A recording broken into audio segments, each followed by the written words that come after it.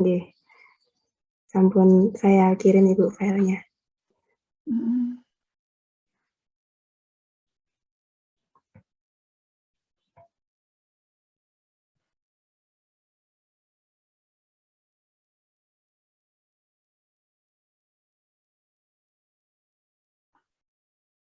Ini nanti coba kita dirimu presentasi ya, Nak ya. Isna, Nah, Ibu. dirimu mencoba presentasi ya. Nggih. Oke, sebelum presentasi, dirimu yang presentasi dulu, yang nanti mengoperasikan file ya. Dirimu presentasi, kita bikin 7-10 menit. Gitu ya. Oh, saya share screen ini, Bu. Sebentar, Ibu mau istirahat dulu sebentar. Oh, iya. Jangan Iya, Bu. sebentar ya. Ibu sedang agak kecapean dikit ya. Ibu anu ya. Iya, benar. Ibu tak off dulu barang 10 menit ya. Iya, Karena ngomong itu kan dari setengah 7 tadi loh Isna ya. Iya, benar. Jadi harus mengalihkan sebentar, Ibu mau cuci-cuci piring ya. Ibu tuh senang bersih-bersih rumah. Mungkin dengan bersih-bersih itu kan mau lihat pemandangan bukan laptop ya, bukan layar, sehingga bisa menjernihkan mata ya. Mata Ibu sudah sangat suwipit. Nah, kan? Ibu. Sangat suwipit. Itu tandanya Ibu harus menghentikan dulu untuk kebaikan agar Ibu bisa bertahan di sini untuk Anda semua, sehingga Ibu off barang 10 menit ya. Terima kasih ya Isna. See you jam insya Allah 10 menit lagi Ibu akan on. Nggih, benar.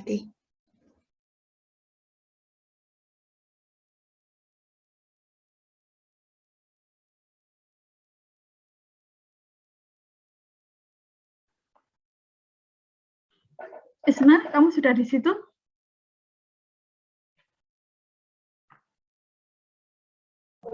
Nggih, Ibu.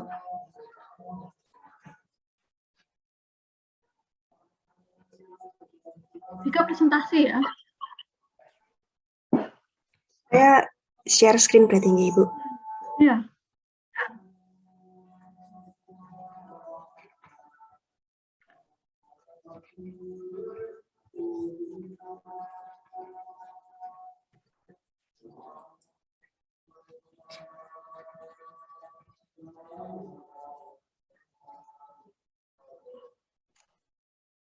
Kita jami ya, Nak ya.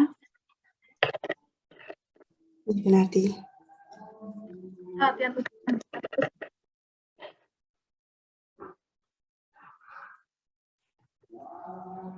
sudah ujian belum ya? Gimana Bu Narti? Sudah daftar ujian belum? Tereng. Iya, sambil latihan ujian kita hari ini. Kamu bisa rekod? Ibu rekod dan ini ya. Oh, iya. Kalau Ibu sempat nanti Ibu penggal, Ibu kirim ke dirimu. Kalau sempat ya. Nggih. Karena latihan ujian.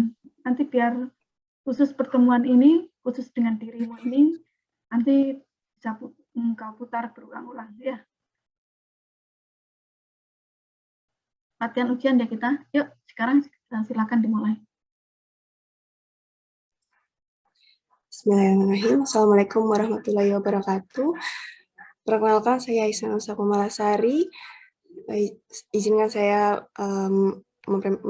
mempresentasikan skripsi saya yang berjudul Efektivitas Paguyuban Dakang Bayu Trenggalek dalam melakukan kegiatan promosi wisata bahari guna meningkatkan kunjungan wisatawan, studi kasus pada Pantai Mutiara, Kabupaten Trenggalek.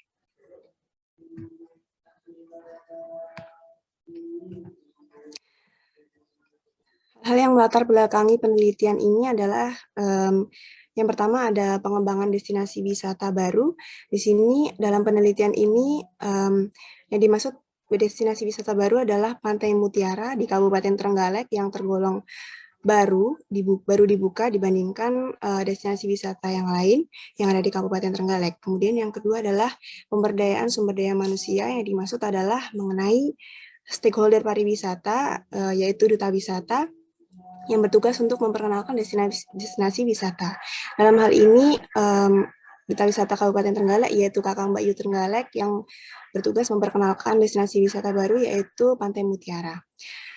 Kemudian yang selanjutnya adalah terkait promosi pariwisata yang dilakukan oleh Paguyuban Kakang Mbak Yu Trenggalek guna mempromosikan Pantai Mutiara. Kemudian untuk selanjutnya adalah rumusan masalah dari penelitian ini adalah yang pertama, promosi apa yang digunakan Paguyuban Kakang Mbak Yu Trenggalek dalam mempromosikan Pantai Mutiara. Kemudian yang ketiga adalah bagaimana efektivitas Paguyuban Kakang Mbak Yu Trenggalek dalam mempromosikan Pantai Mutiara. Kemudian yang ketiga adalah bagaimana jumlah kunjungan wisatawan Pantai Mutiara sebelum dan setelah dipromosikan oleh Paguyuban Kakang Mbak Yu Trenggalek. Berikut adalah tinjauan empiris dan tinjauan teoritis yang digunakan oleh peneliti. Dalam penelitian ini, untuk tinjauan empiris ada 8 penelitian terdahulu. Yang pertama adalah dari Putri tahun 2019 yang berjudul Peran Duta Wisata dalam mempromosikan kepariwisataan di Kota Samarinda. Kemudian yang kedua adalah Wicaksono dan Yunitasari pada tahun 2018 yang berjudul Efektivitas Endorser dalam Promosi Pariwisata Indonesia. Yang ketiga ada Mustafa dan Anwar di tahun 2021 dengan judul Strategi Promosi Luar Negeri Pariwisata Jakarta sebelum dan saat pandemi COVID-19. Kemudian yang keempat adalah Lukiana di tahun 2018 dengan judul Komunikasi Pemasaran Pariwisata, Analisis Strategi Promosi Destinasi Wisata, Studi Kasus pada Wisata Hutan Bambu, Desa Sumber Mujur, Kecamatan Candipuro, Kabupaten Lumajang. Kemudian selanjutnya ada Astuti tahun 2020 dengan judul Analisis Bauran Promosi di Wisata Candi Sojiwan, Klaten, Jawa Tengah. Kemudian selanjutnya ada Arifin dan Yuniningsih tahun 2019 dengan judul Efektivitas Organisasi BP2KS. Kemudian selanjutnya adalah Setiawan di tahun 2014 dengan judul Strategi Promosi dalam Pengembangan Pariwisata Lokal di Desa Wisata Jelekong. Dan yang terakhir adalah karya dari Ayalu di tahun 2016 dengan judul The Role of Media in Tourism Promotion, a Case Study in Ethiopia. Dan tinjauan teoritis yang digunakan oleh peneliti yaitu ada tentang pariwisata, duta wisata, promosi pariwisata, wisata bahari, dan juga efektivitas. Kemudian dalam penelitian ini menggunakan metode jenis penelitian yaitu deskriptif kualitatif dengan fokus ada 3 poin. Yang pertama adalah promosi yang digunakan oleh Paguyuban Kakang Mbak Yu Trenggalek dalam mempromosikan Pantai Mutiara. Kemudian yang kedua adalah efektivitas kegiatan promosi, dan yang ketiga adalah jumlah kunjungan wisatawan sebelum dan sesudah dipromosikan Kakang Mbak Yu Trenggalek. Kemudian untuk lokasi penelitian yaitu di Pantai Mutiara, tepatnya di Dusun Karanggongso, Desa Tasikmadu, Kecamatan Batu Lima, Kabupaten Trenggalek. Alasan mengapa dipilih lokasi penelitian di Pantai Mutiara ini karena Pantai Mutiara adalah destinasi wisata yang tergolong baru di Kabupaten Trenggalek yang memerlukan promosi karena Pantai Mutiara memiliki potensi yang sangat baik untuk dapat menarik wisatawan berkunjung ke sana. Kemudian untuk sumber data yang digunakan adalah data primer dan data sekunder. Untuk data primer, peneliti mewawancarai narasumber dari pihak pengelola Pantai Mutiara, kemudian ada dari pihak Paguyuban Kakang Mbak Yu Trenggalek, kemudian ada 4 partisipan dari pihak wisatawan. Dan data sekunder yaitu studi dokumentasi yang diperoleh dari pihak pengelola dan juga Paguyuban Kakang Mbak Yu Trenggalek. Untuk pengumpulan data yaitu menggunakan wawancara dan juga studi dokumentasi. Untuk instrumen penelitian yaitu peneliti, pedoman wawancara, dan alat penunjang lainnya seperti voice recorder dan juga buku catatan. Untuk keabsahan data, peneliti menggunakan triangulasi sumber, yaitu mencocokkan data yang telah diperoleh dari wawancara dan juga studi dokumentasi dari narasumber. Kemudian untuk analisis data menggunakan model dari Miles and Huberman, yaitu setelah pengumpulan data dianalisis melalui reduksi data, penyajian data, dan penarikan kesimpulan. Kemudian untuk hasil data. Yang pertama yaitu promosi yang dilakukan oleh Paguyuban Kakang Bayu Trenggalek dalam mempromosikan Pantai Mutiara. Ini berdasarkan penelitian ada 3 promosi. Yang pertama adalah advertising, personal selling, dan juga public relation. Untuk advertising, kegiatan yang dilakukan adalah pihak Paguyuban Kakang Bayu Trenggalek bekerja sama dengan salah satu stasiun televisi swasta dengan program yang dinamakan Ragam Indonesia, edisi Pantai Mutiara yang ditayangkan di televisi dan juga diunggah di YouTube kanal Trans 7. Kemudian untuk personal selling kegiatannya yaitu Paguyuban Kakang Bayu Trenggalek mengirimkan perwakilan untuk bertugas di pameran wisata atau travel fair yang biasa diselenggarakan oleh pemerintah daerah. Kemudian yang ketiga adalah public relation dengan kegiatan Paguyuban Kakang Bayu Trenggalek membuat konten yang bernama Serabung Wisata edisi Pantai Mutiara di kanal YouTube Kakang Bayu Trenggalek.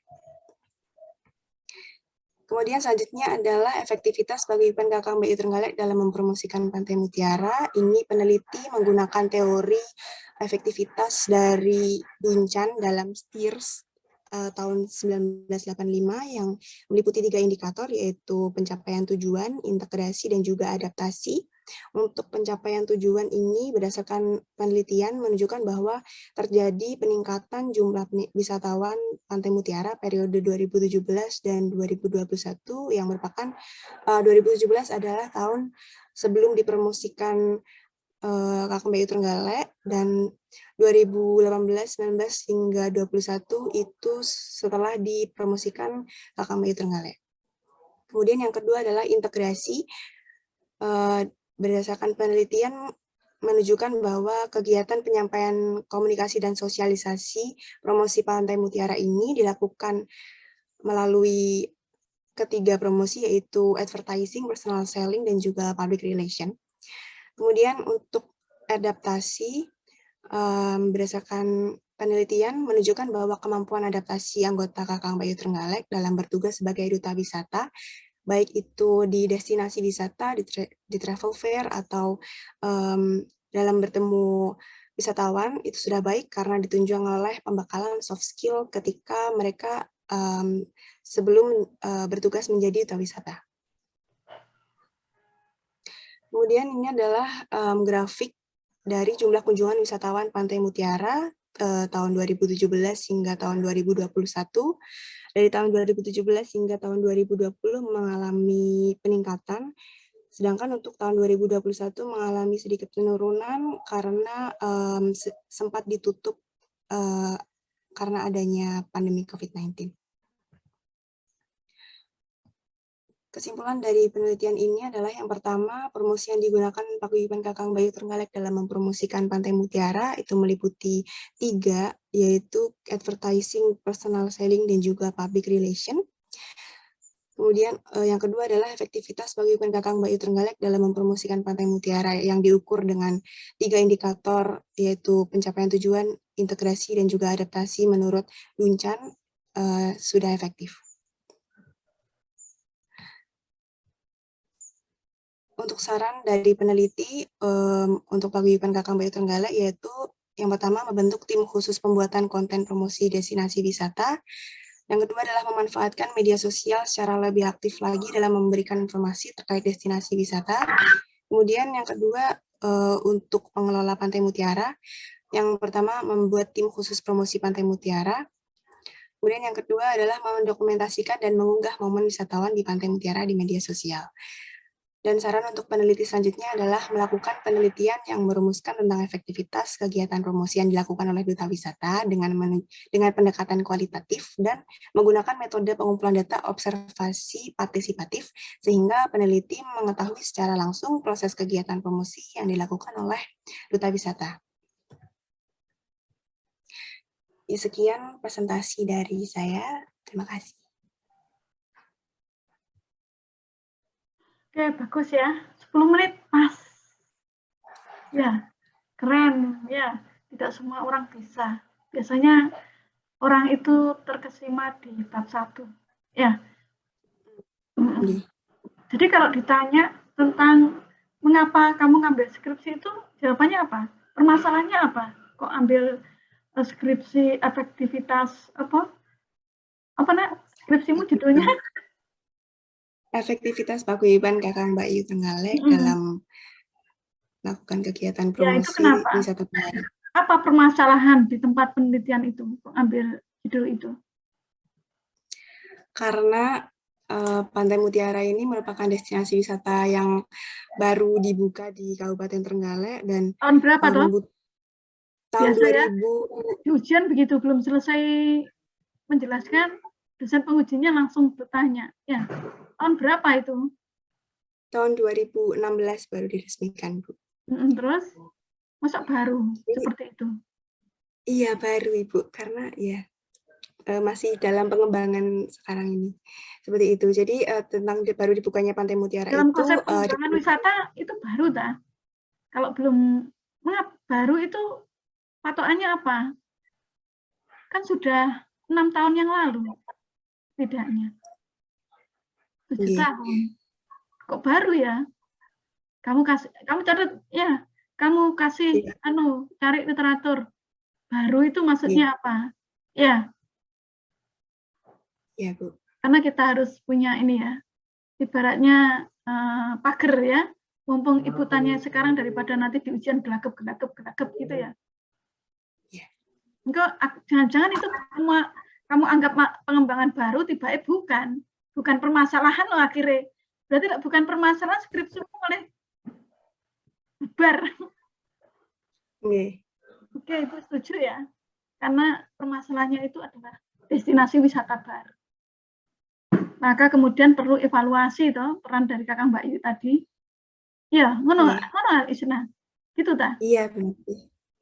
Nah, kamu tapi cari ini ya, destinasi wisata dianggap baru itu bagaimana ya? Karena kan baru ini apa?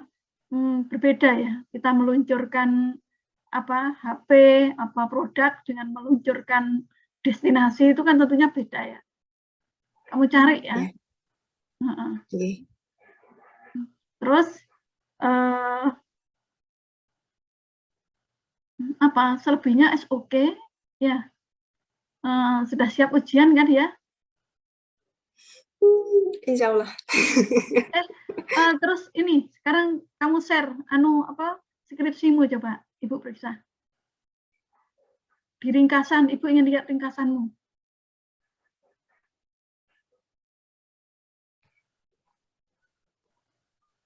Ringkasan nggak, Ibu?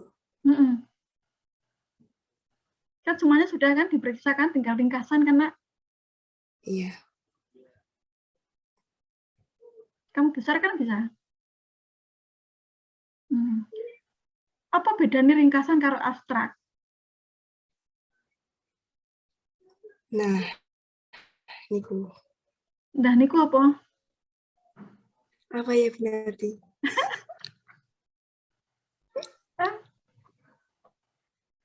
Di buku pedoman itu pakai ringkasan apa pakai abstrak? Ringkasan, Ibu, summary. Summary. Berarti kan beda dengan abstrak.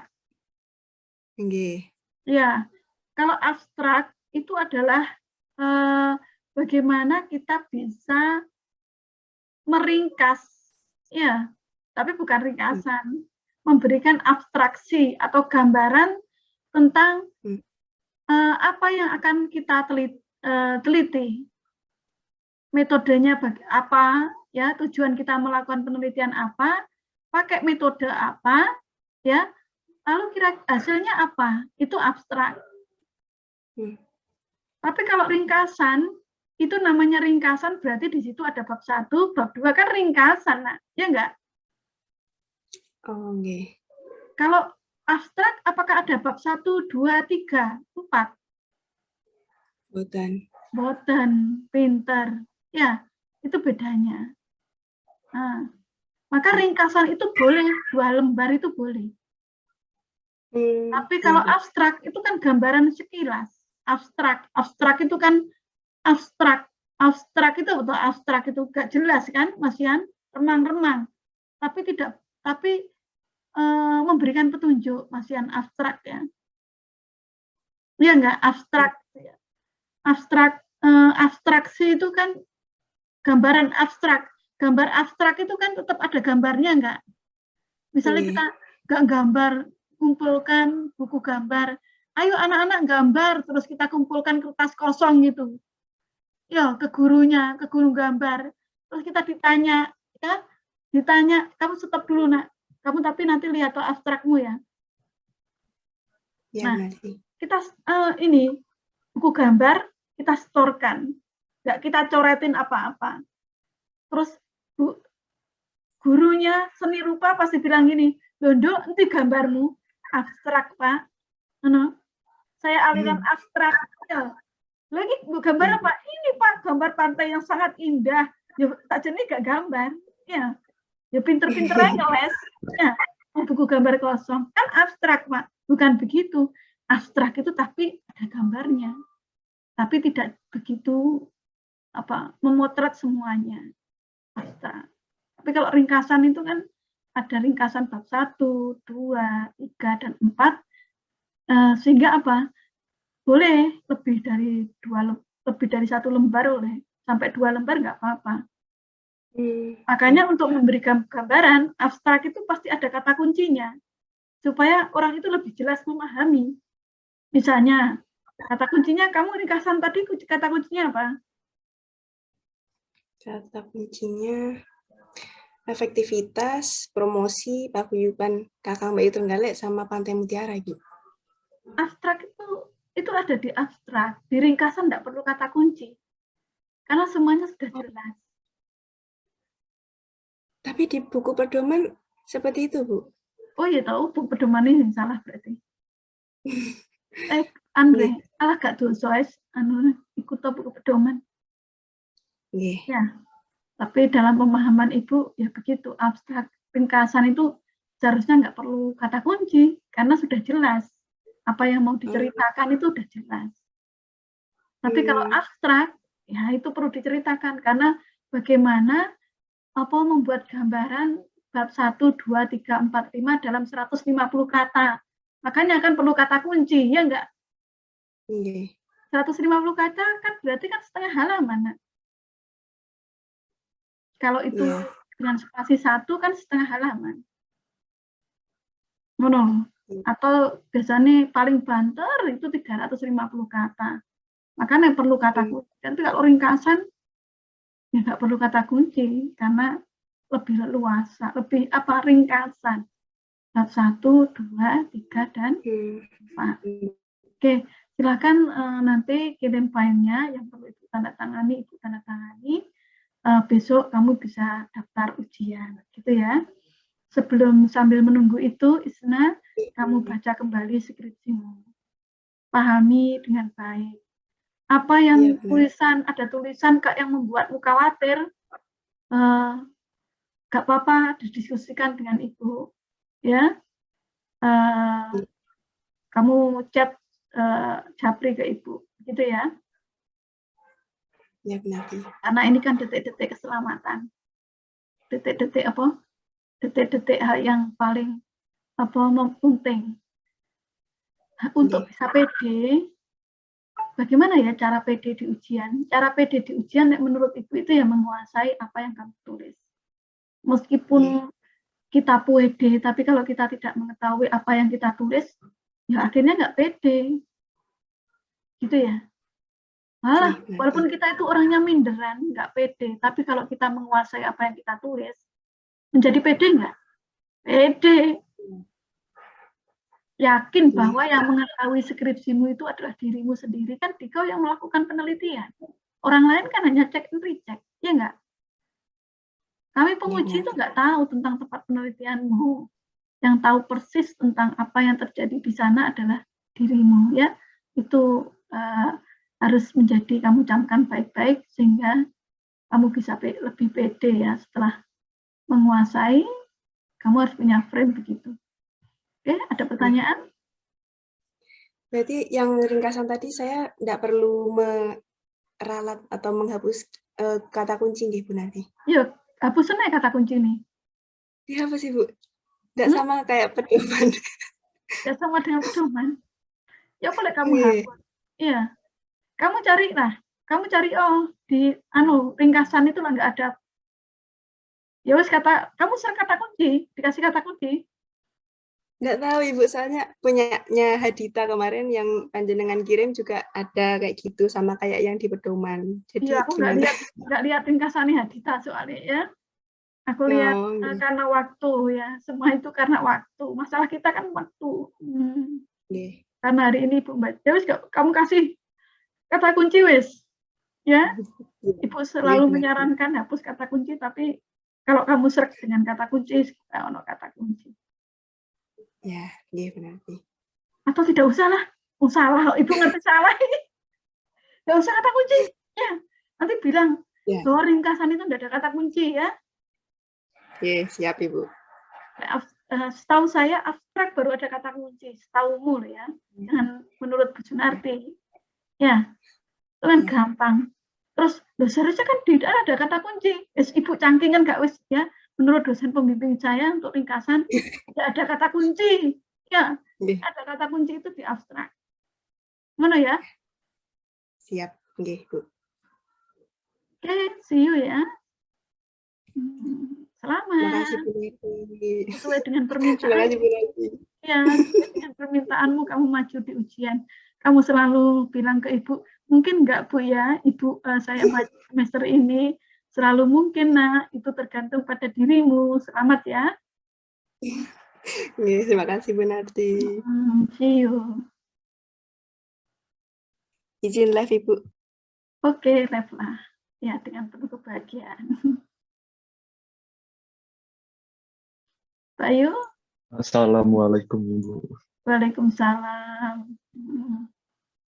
Oke, sudah kirim file Bayu? Kenapa Ibu? Sudah kirim file? Sudah Ibu di WhatsApp. Bayu, Ibu tak off dulu 5 menit, nggak apa-apa Bayu?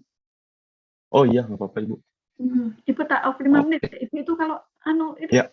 5 menit di kamera gitu, rasanya mesti agak berair gitu loh Bayu. Mata itu. Iya, nggak apa-apa Ibu. Mata tua, nah. Iya. Iya Bu, siap Bu. Makasih. Nanti kita kembali 5 menit lagi ya. Jam 5 kurang 10 menit, insya Allah Ibu on. Baik.